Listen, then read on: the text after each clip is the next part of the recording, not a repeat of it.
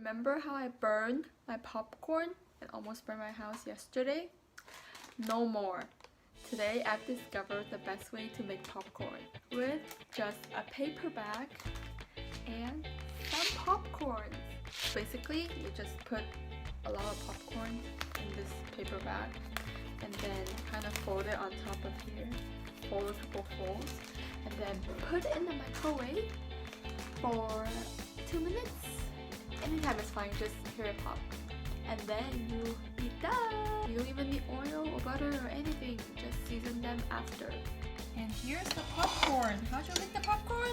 You pop it in the microwave with a paper bag. So easy. There's double boiler. Janky double boiler. Janky double boiler. There's water in this big bowl. And she's stirring the chocolate. Cheap dark chocolate from Safeway. And this popcorn is also from Safeway.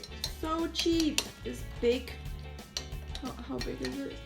1 pound is only $4.